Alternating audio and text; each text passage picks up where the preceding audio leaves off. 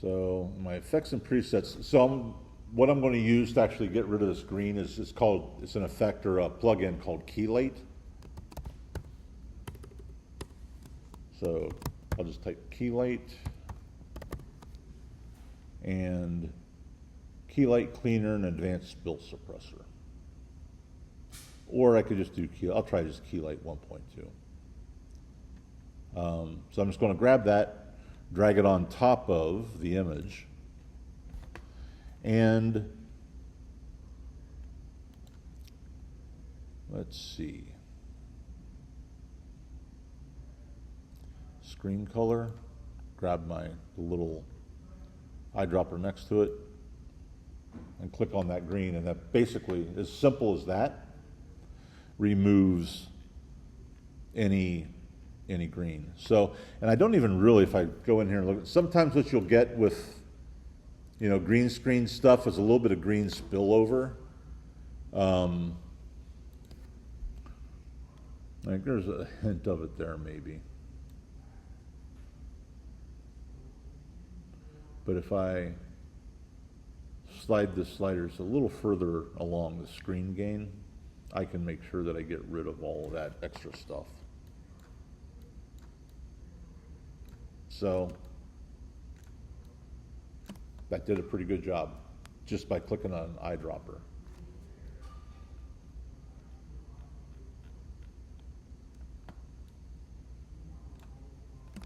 So we got that, got rid of everything. This stuff we'll worry about later. What I'm going to do is mask each of these individual parts. So if I, let's go back to my project panel, and I'm going to pull this image. So this is rename this composition, full word. All right. And then, how do I want to do this? Let's see.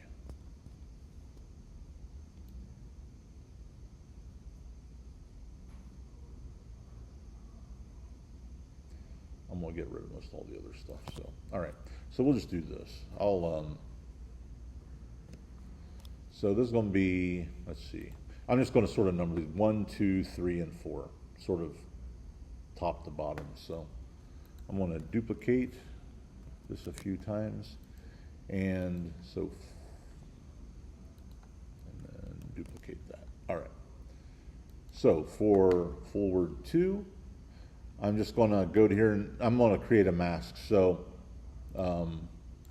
creating a mask, a couple of different ways we can do it. I'm going to use a pen tool to make the mask here. So actually, why don't we, before I do that, it might be nice to, I just flip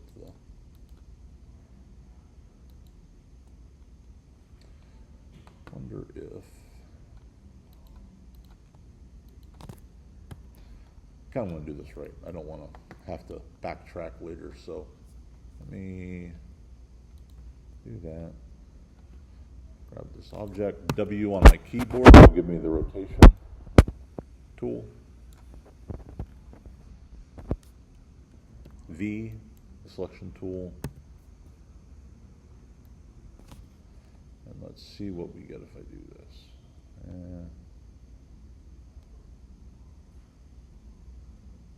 All right, that'll work. And then I'll just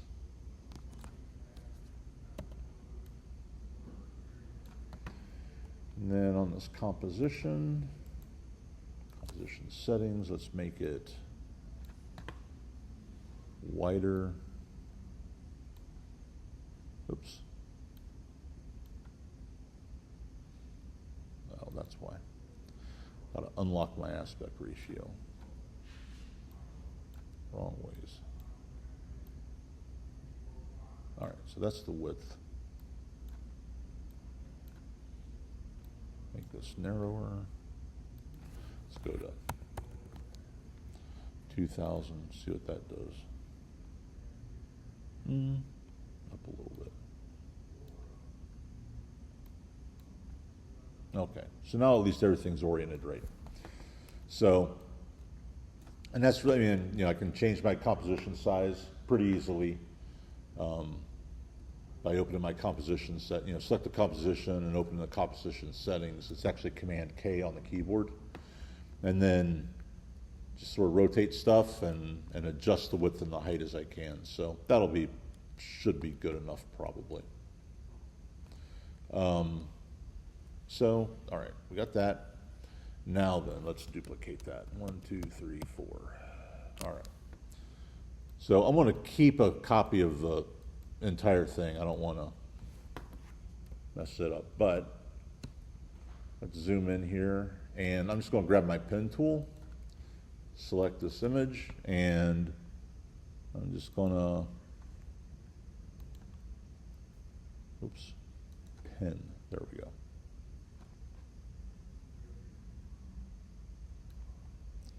Give myself some more room to work.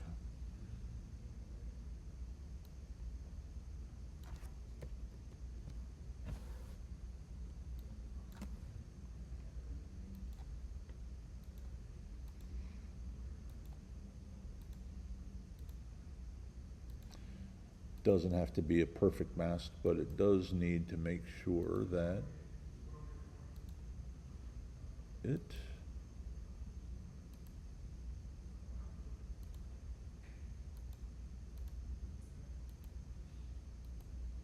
so there's my first piece,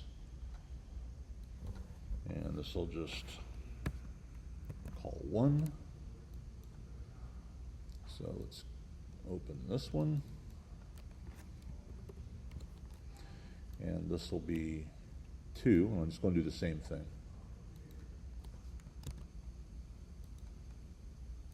I really don't want to. Oops. Messed up. Whenever I do that mask with the pen tool, I gotta have the object selected, otherwise it doesn't make the mask right. It'll make an alpha. I can do an alpha mask, I guess, but I don't know. This just seems better to me for this.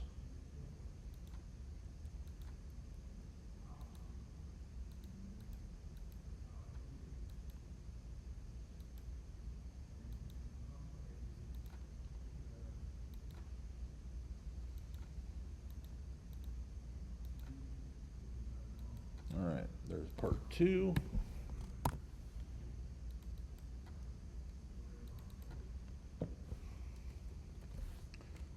Three, there's this little sliver. Still did it wrong. Select the object and then do it.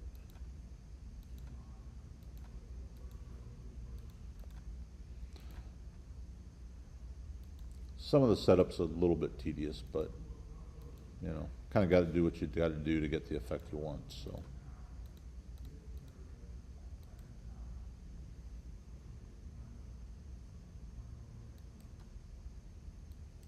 There we go.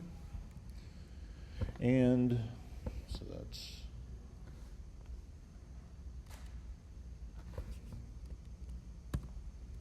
oops.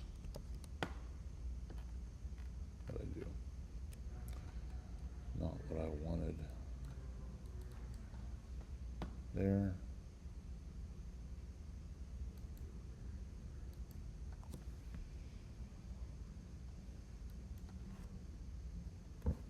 This would be 3. And then the last one.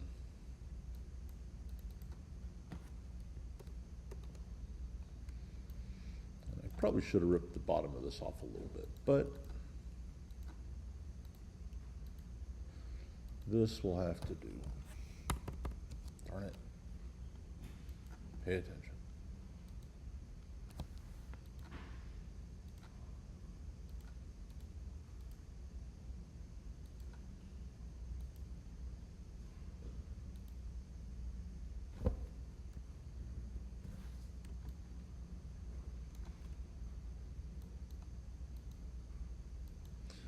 Could have given myself a little more breathing room there, couldn't I?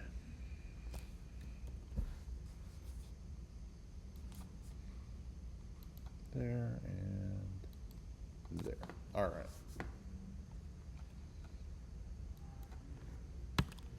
And there's 4. So there's all of my, at least my compositional assets. So I'm going to go ahead and make a composition here. So this assignment is actually written up as 12 frames per second, and you can do that if you want. I'm actually going to do it 24 frames a second, but I'm going to animate on twos. So if you don't know, there's different, whenever you animate stop motion style stuff like this, generally, 30 frames to 24 frames a second is good for broadcast, 24 for social media. It just makes a smaller file size.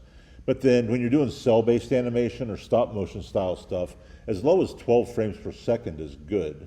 But you can get the same effect by maintaining 24 frames a second, but you animate on twos. So instead of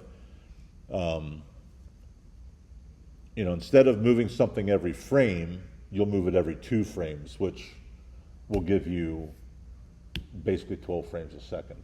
You can also animate it on threes, which will give you 8 frames a second. So, but when we say on twos or on threes, it just means that each frame is the equivalent of 2 if we're doing it at 24 frames a second. So, I think these were 1080 square, I think, if I remember right.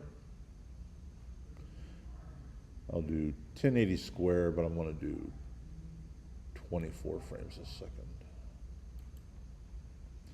And we only need 5 to 8 seconds, so I want to set the duration to 5 seconds. Let's say okay. All right. So now I'm going to grab, so this is my composition I'm going to work with. Let's see. And then I'm just going to grab all 4 of these that I just made, drop them down here. They're all really big. So we'll do that. And I'm just going to tap S on my keyboard to open up scale. And I'll scale these all together down to roughly the size I want.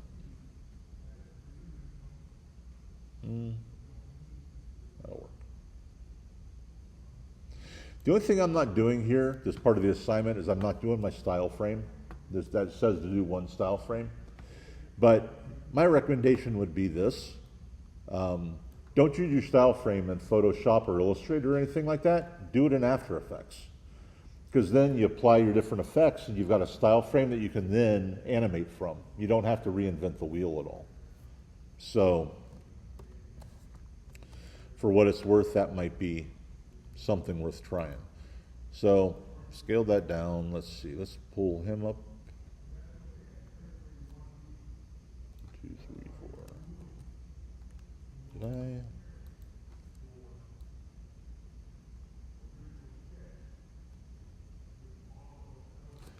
What did I do to number 1? Did I not? Oh. I wonder if I had the wrong composition when I did that. All right. I got to fix this real quick. Messed up. So, boom.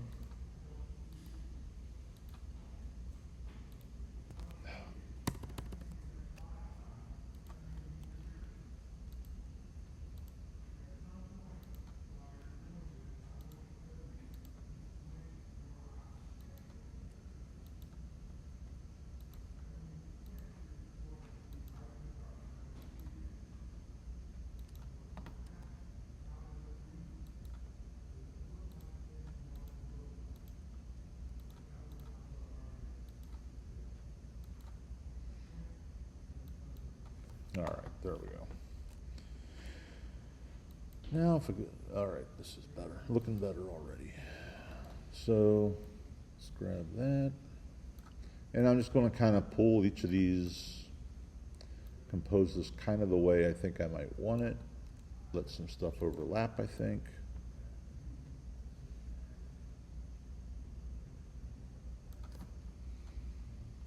So, kind of start off with all of that.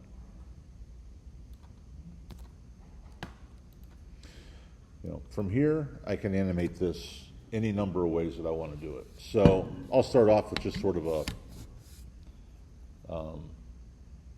keyframe stuff.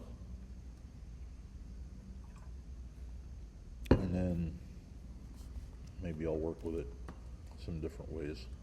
So we do that. Let's see. Let's say that. Yeah, I have a feeling it's going to be too long, but I'll try animating this all in over 3 seconds. So if I select all of these, I'm just going to tap the position key, the P key on my keyboard, and we'll set up. I like to work backwards a lot of times. I'll put my composition together, which is kind of why I recommend doing the style frame in After Effects, because if you put your style frame together in After Effects, that becomes either your middle state or an end state, one of the two, and you just kind of animate backwards from that. So do that. I'll set a keyframe there, and then we'll just kind of, so number 1, I'll just kind of pull up number 2, grab that, maybe we'll go that way with him. Number 3, we'll pull this way. Number 4, we'll do that. So when this comes across, basically these all kind of come in and come together, but that's kind of boring because it all happens at once. Kind of sucks. So I'm just going to grab these guys and pull him this direction. Grab these guys, pull him there. I don't know, maybe this guy comes in, something like that. So let's take a look at how these all come in.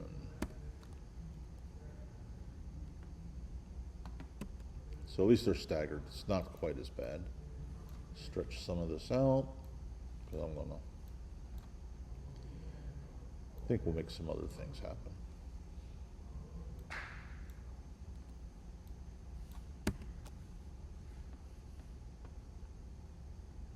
Okay. Yeah, kind of boring. But let's put a solid behind this so it's easier to see what's going on. Like a dark red.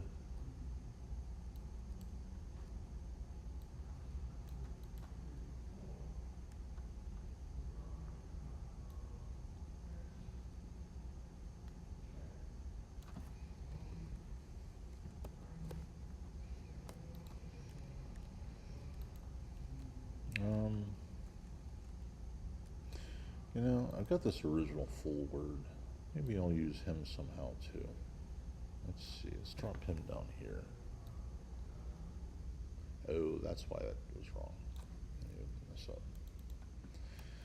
I did my mask in the wrong comp. I wasn't paying attention.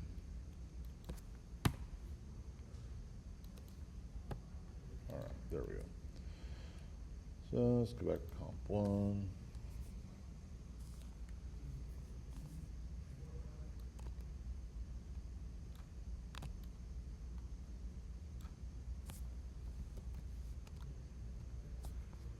W for rotate.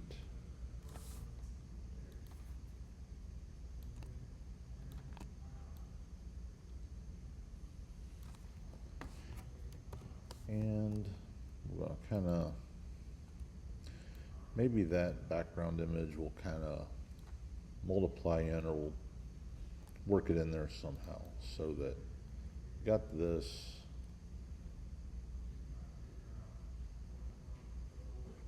Kind of doing that. All right, it's a start. What the heck? All right, let's do that. Then I'm actually going to select all these. I want some depth in all these, so I'm going to use a bit of a.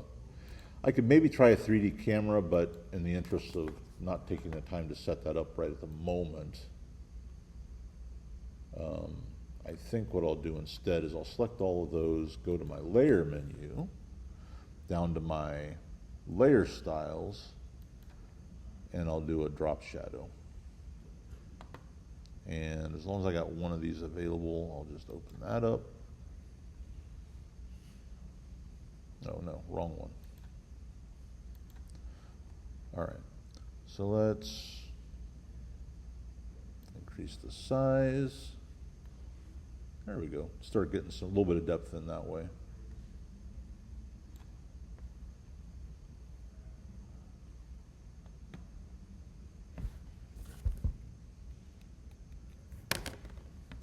And then size, the opacity, we'll kind of crank it up a bit. But we're getting a little bit of depth in that way with those, with a drop shadow effect on all those.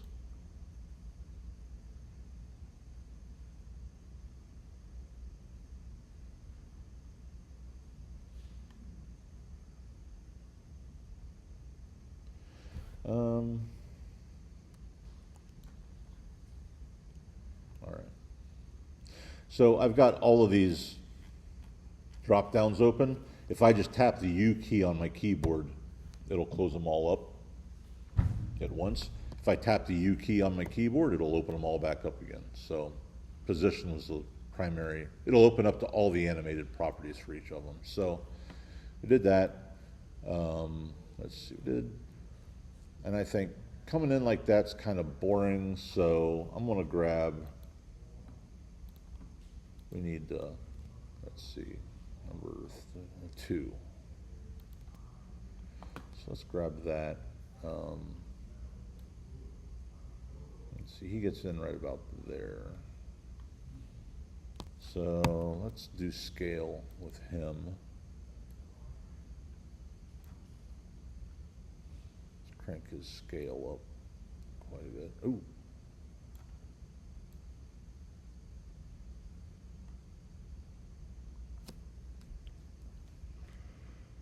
At that point, he really needs to be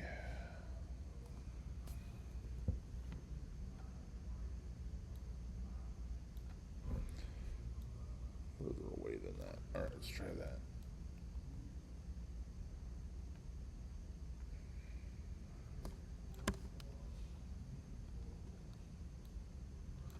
Pull that back over.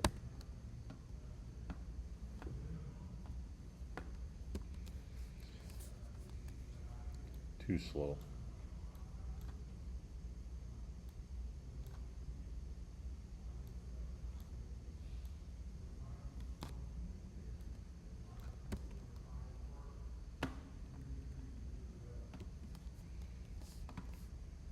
Yeah.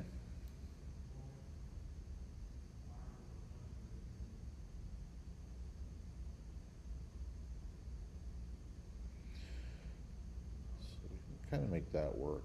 Maybe we, I'm going to take all of these and I can fine tune them later, but I'm going to take all those and pre-compose them.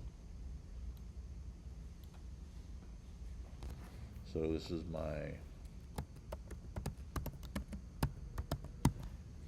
animated word. All right. Simplified all of that because I can actually want to do something else here so that when these come in, it's not, hasn't been quite so long. So let's see if, let's see. All right, let's do scale.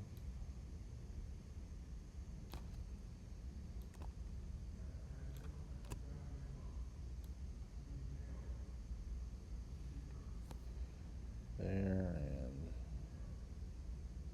I don't know, rotate it a little bit maybe.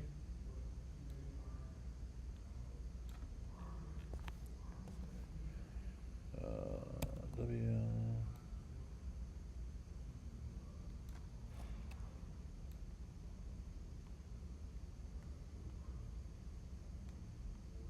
I don't know.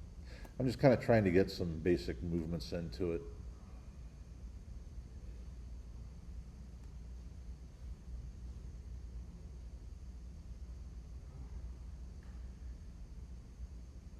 Yeah, all right.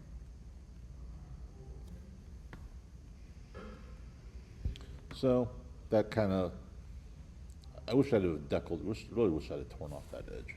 Oh well, I could probably do something with that. Let's see. Can I do that? I'll turn another piece of paper later and make a mask. There. So let's do this now. Let's try, I'm gonna start with this full word. And this needs some dynamic nature to it. So I'm gonna go back to my effects and presets. And here, I want something that's kind of glitchy.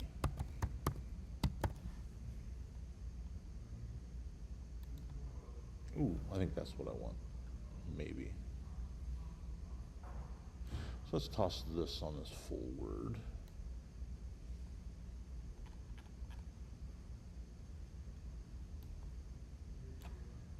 All right, so does that do anything if I don't?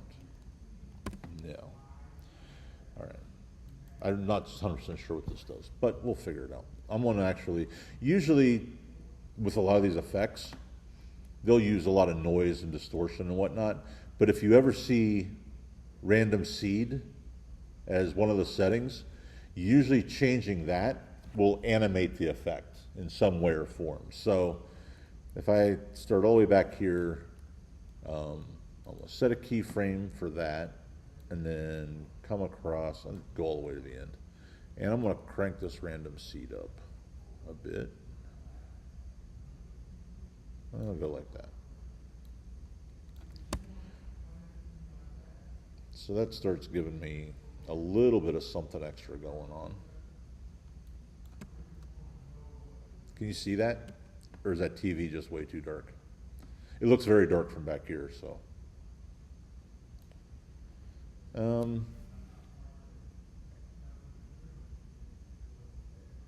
I really don't want it isolated just to the type though, so I probably need to, I'll leave it there, but I'm going to actually pre-compose the word in the background. Background. So we do that, and then let's pop into that, grab that word. I'm going to copy this, go back to comp 1, and I'm going to actually paste that onto the background. That'll give me, that gives me a little more, I think. Yeah, at least I start getting some stuff at the edges, so that's kind of cool.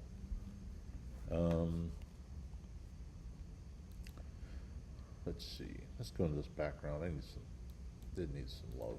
Let's see here, let's grab the word. Let's try a drop shadow there. Styles, drop shadow.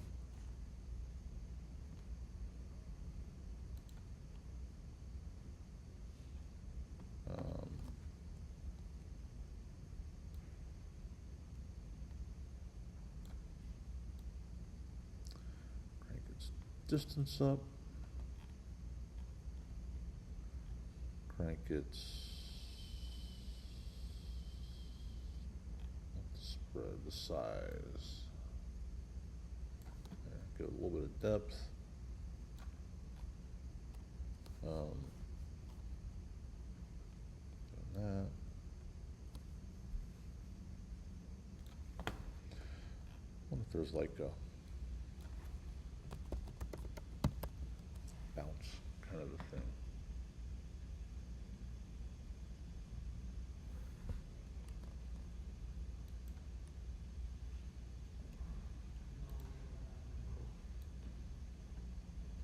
Let's try that. What's that do? No. Okay.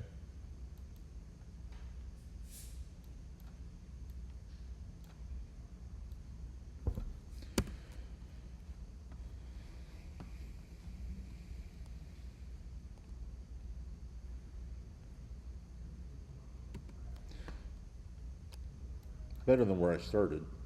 I'm just kind of, you know, trying different things and building on them. I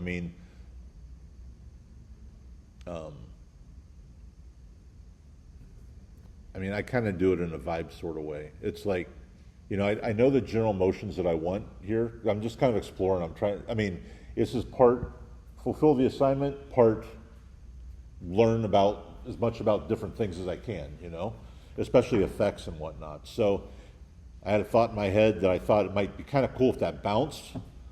I just typed bounce into my effects and presets and it gave me all the different options there.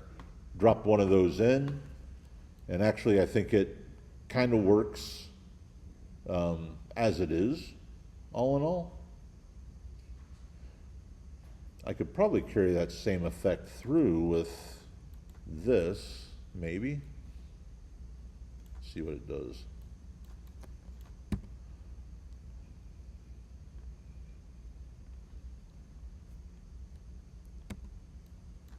And then I should probably animate this out so it loops by 5 seconds, 5 or 8 seconds.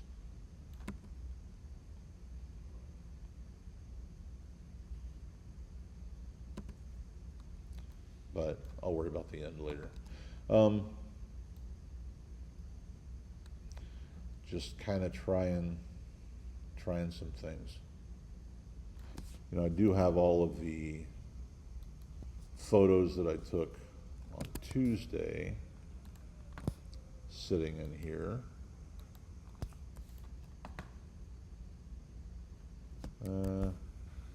Back here, back. Let's see, no, it's in my work folder, view Akron, textures.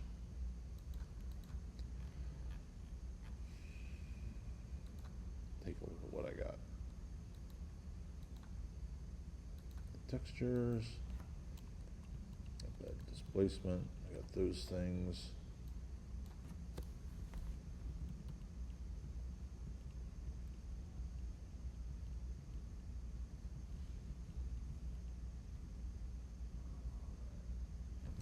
I really kind of want to do something with this. I don't know. We'll see. Grab him. Just drag him on top. Cover everything over. Do this.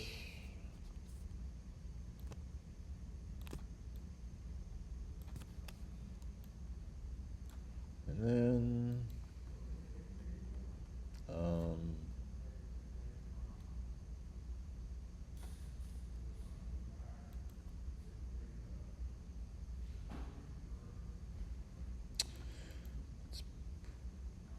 let's pre-compose this so that I can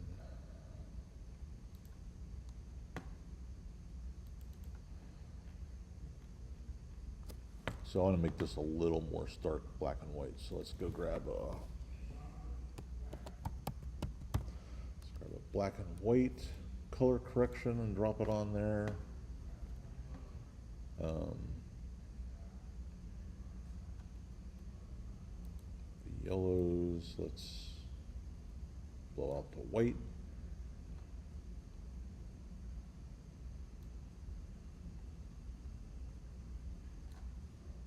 Let's try something like that. All right, do that. Go back to my comp. Let's see if we can. Normal. Let's multiply it.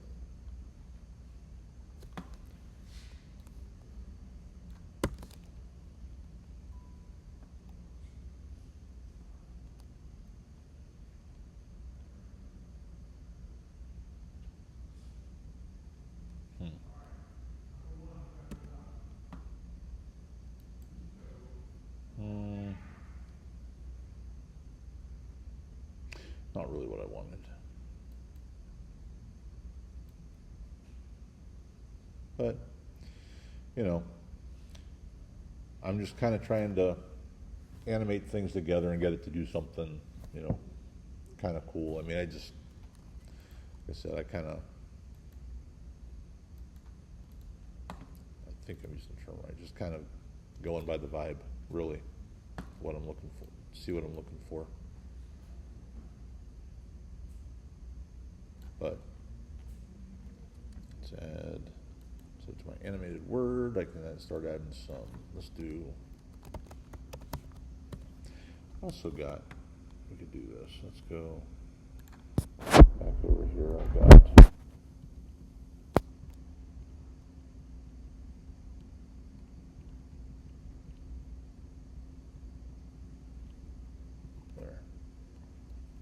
Let's grab that.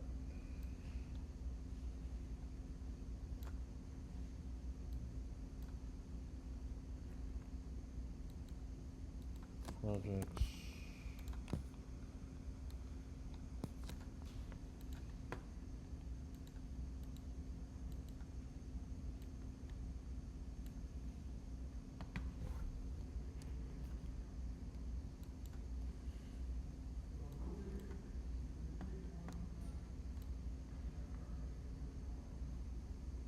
Okay, so that's given me a little bit of a, I didn't like how clean the paper was, so that's kind of given me something a little more interesting.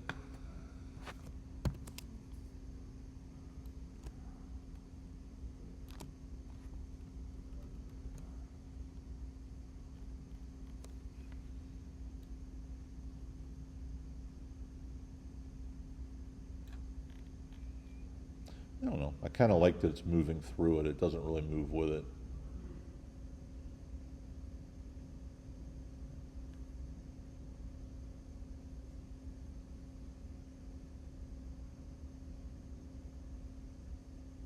So, anyway, we're just kind of trying stuff, you know, a little bit. It's nice if you can be a little more focused when you go into the animation than I am. I'm just kind of winging it a bit, but you get the idea of what we're trying to do.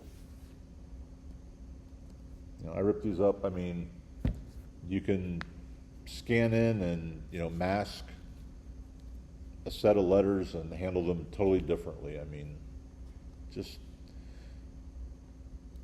kind of look around and look for, you know, animated grungy type and that kind of thing. See what you can find. But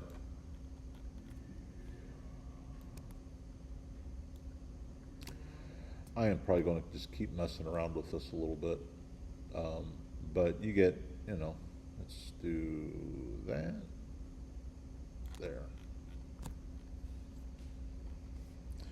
I would like to change the color of that type.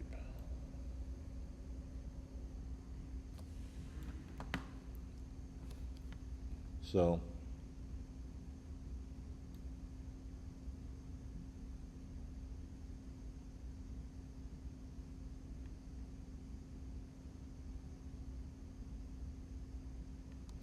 I wonder if I can,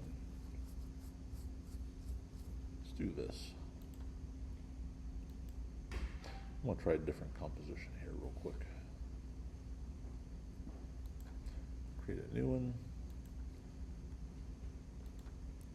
I want to grab my animated word that I had. No, not that. Yeah, let's try it. But I want to grab a different.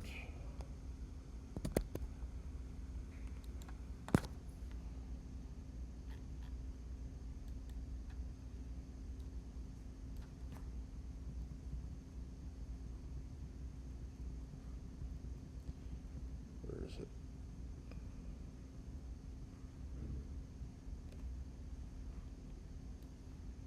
That. I set that there. No, that wouldn't it. Now we'll use it.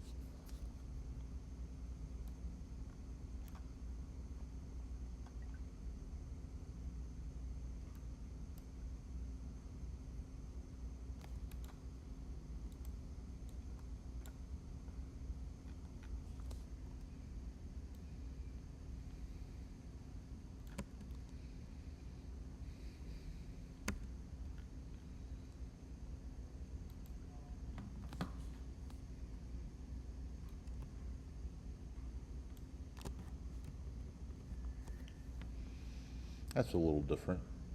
I actually took that animation I did of the word and used it as a Luma mask for another image. Gave kind of a neat effect. So, like I say, experimenting with things is like you know, playing around and experimenting. Um, so I'm going to modify this assignment. I think I want to use this for a different purpose. So the assignment's the assignment. It's not going to change from what you need to do, and I'll write it up. But rather than, it's written up as 5 words in 5 days you have to animate, I would rather you pick a word, and I want you to animate it, that word 5 times in different ways, using different effects and whatnot.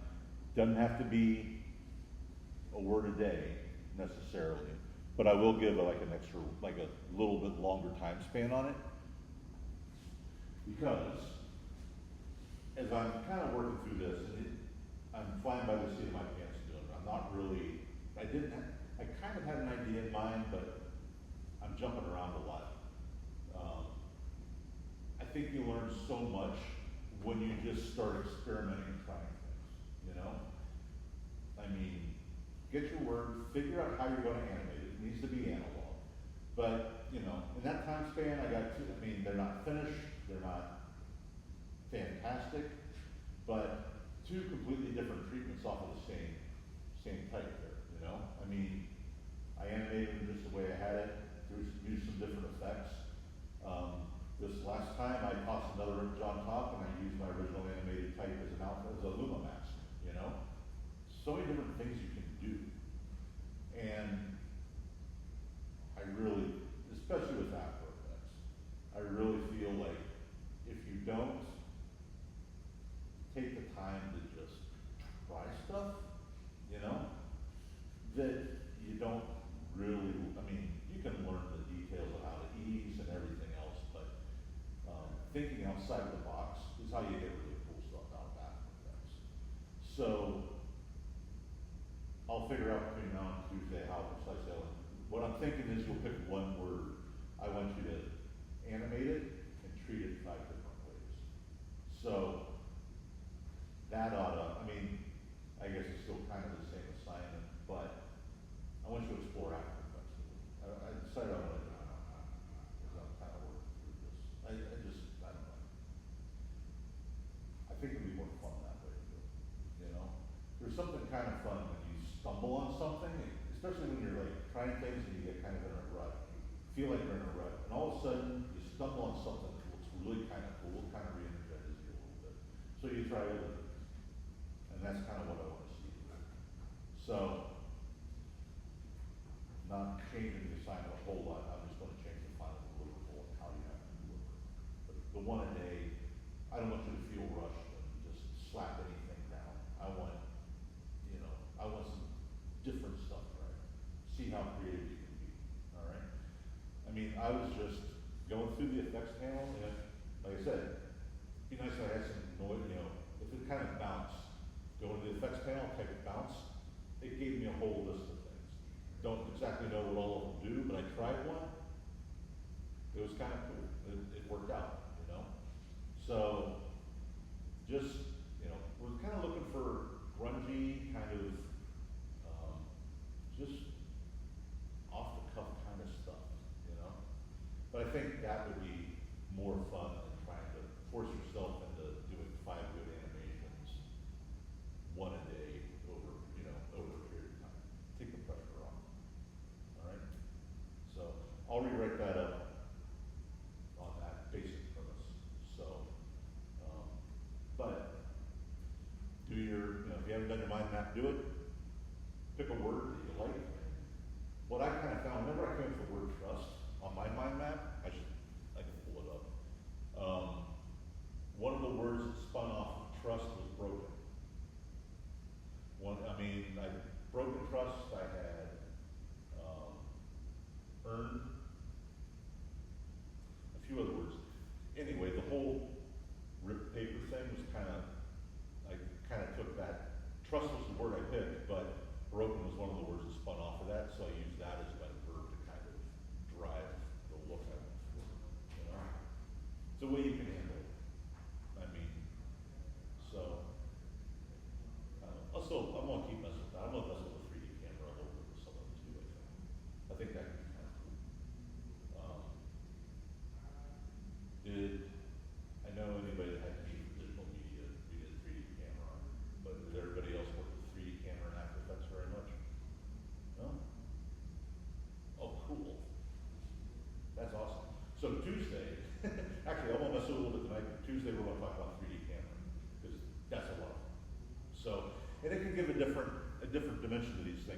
kind of layer those out, kind of move through them, and then they kind of come together, that'll give us a neat effect as well.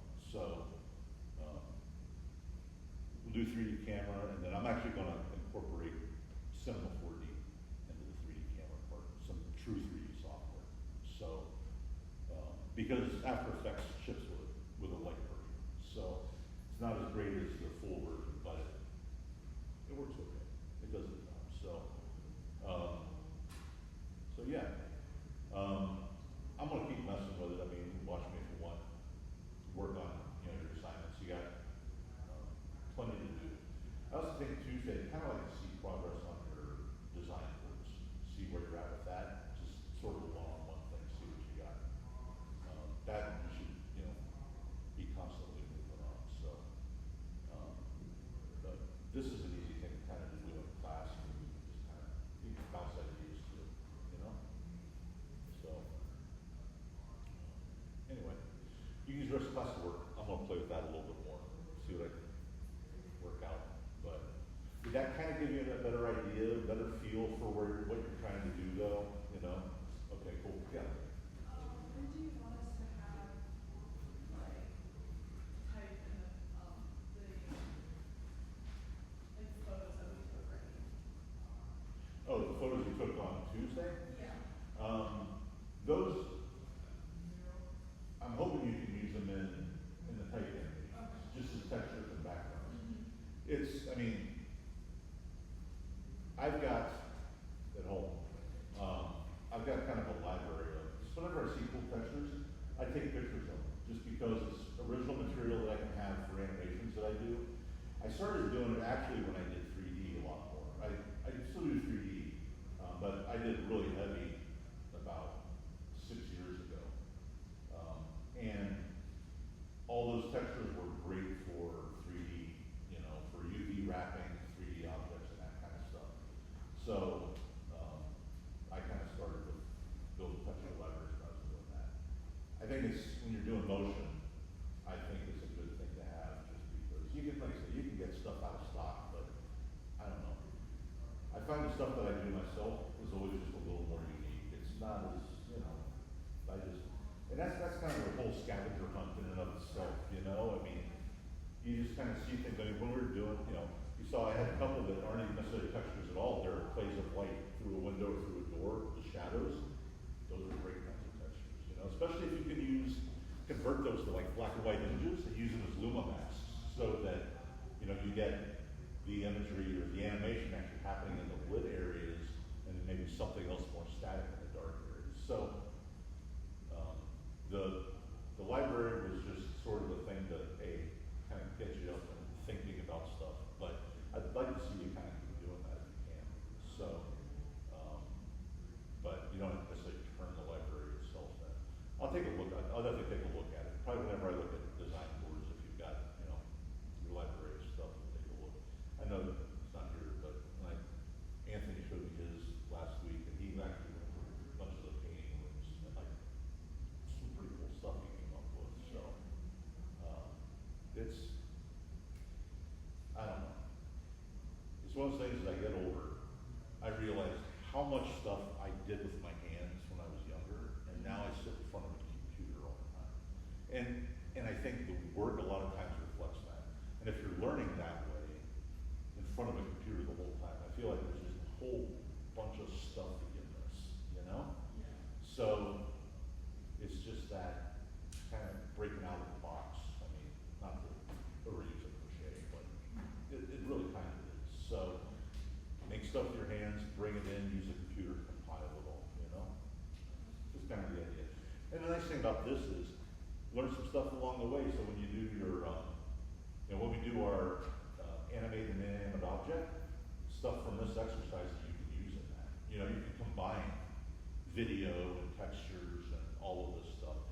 And I think that's really kind of of all the stuff I always compare my own work to other people's work, especially things like the ones I've shown you up here. And it's like, I don't do that kind of stuff generally. My stuff is always so, I don't know.